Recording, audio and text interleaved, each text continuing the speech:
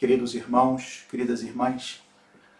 Hoje nós vimos na primeira leitura do profeta Isaías como o Senhor fala que aquele seu servo, aquela figura que o profeta anuncia, chamado servo do Senhor, de fato, o livro do profeta Isaías, entre o capítulo 42 e o capítulo 53, apresenta 4 sessões, 4 cânticos, nos quais é revelada essa figura, esse servo humilde, manso, que através do seu sacrifício reconcilia a humanidade com Deus.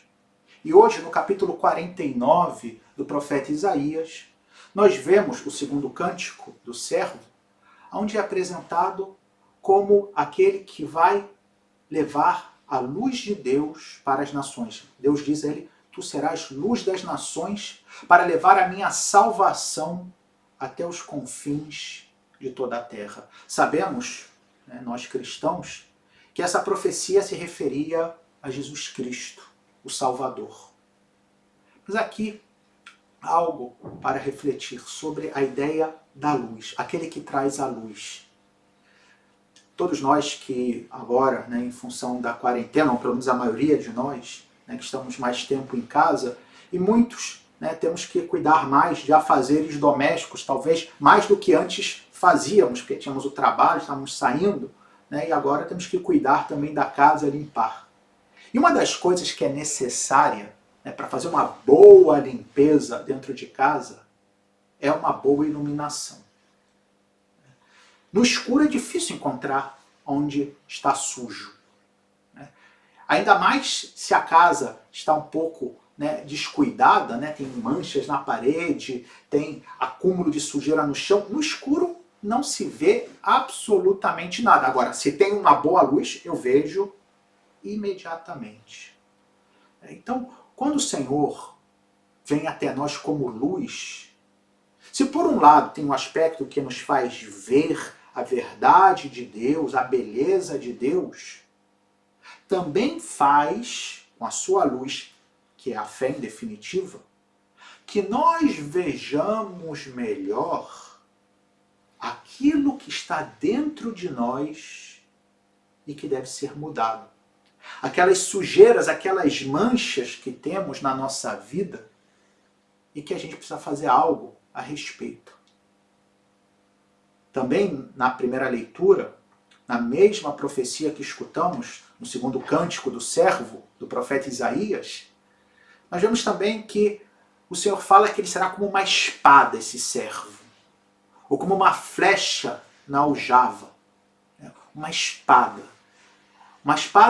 que vai cortando, que entra a fundo. E de fato a palavra de Deus, o ensinamento de Jesus, a vida de Jesus, o seu exemplo, quando a gente está realmente atento, a gente percebe que é algo que entra profundo na nossa vida. Que a gente não pode ficar indiferente. Jesus não é um mestre qualquer. Ninguém ensinou como ele, ninguém deu o exemplo que ele deu.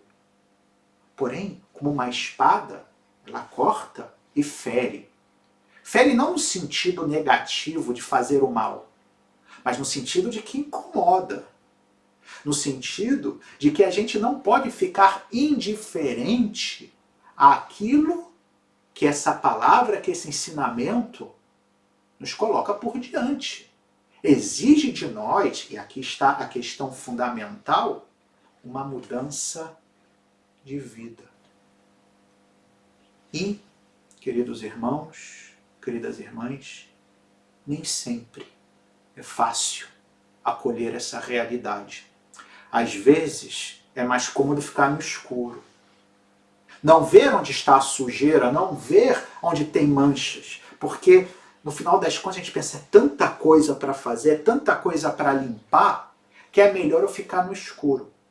E ai daquele que tente acender a luz para me fazer ver as sujeiras. Eu prefiro expulsar esse cara daqui. É o que nós vimos hoje no Evangelho, com a figura de Judas Iscariotes.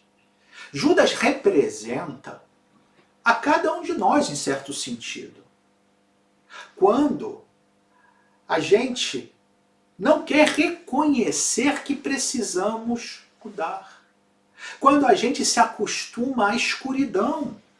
Quando a gente se acostuma a ficar no escuro, a não querer ver, a não querer tocar nas manchas, nas sujeiras, porque é mais cômodo, porque é doloroso, é cansativo, exige sacrifício para que a gente possa ter essa limpeza.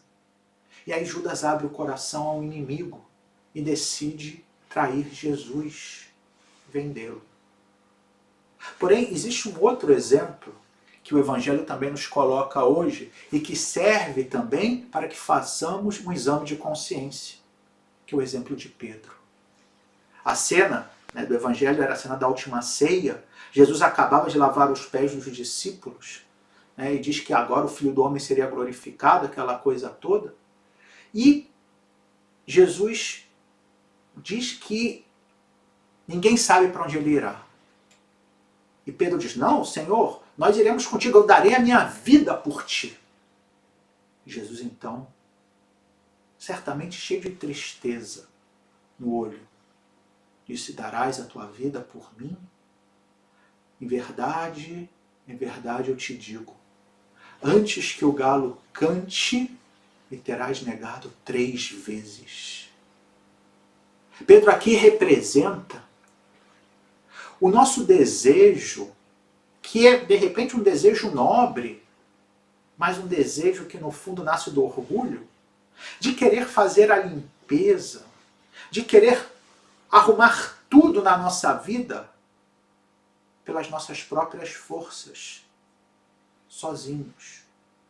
Quando sim eu reconheço que a luz me faz ver que tem uma sujeira aqui, outra ali, ou seja, que na minha vida tem coisas que eu preciso mudar, mas eu penso equivocadamente que vou poder arrumar tudo, vou poder superar essas fraquezas, que vou poder lutar contra esse pecado sozinho.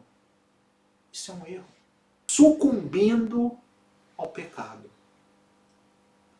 É bonito ver no início da aclamação do Evangelho de hoje como Jesus, profundamente turbado, começa a falar com os seus discípulos. O texto em português diz profundamente entristecido, porque aquela dor de saber que um dos seus o trairia, o outro o negaria, pela fraqueza de cada um deles. Porém, e aqui está o que hoje devemos guardar nos nossos corações. Tanto Judas quanto Pedro pecaram. Tanto Judas como Pedro não confiaram no Senhor. Porém, Judas se deixou depois, a gente sabe como é que ele terminou, levar pelo desespero. Confiou mais na força do seu erro do que na misericórdia de Deus. Já Pedro, que negou Jesus por 3 vezes, nós vamos ver que quando se deu conta, caiu no choro. Reconheceu humildemente o seu erro. E mais adiante, quando já veremos Jesus ressuscitado, por 3 vezes ele vai dizer, Senhor, tu sabes tudo, tu sabes que eu te amo. Os 2 pecaram, os 2 erraram. Um pensou que o erro fosse maior que a misericórdia de Deus. O outro reconheceu humildemente que Deus pode tudo, até perdoar o pior e mais terrível dos erros. Que nós possamos então, queridos irmãos e irmãs, na proximidade da celebração da Páscoa do Senhor, sobretudo, da sua morte na cruz, que possamos olhar para Jesus crucificado, não como alguém que olha para um juiz que o condena, mas para alguém que olha para uma pessoa que o ama, que está ali por sua causa, mas não para condená-lo, mas para salvá-lo, para perdoá-lo, para dizer que não importa o erro que tenhamos cometido, que não importa a gravidade do pecado que tenhamos caído, que o Senhor sempre quer e sempre vai nos perdoar se nós nos colocamos diante dele. E que assim seja. Louvado seja nosso Senhor Jesus Cristo.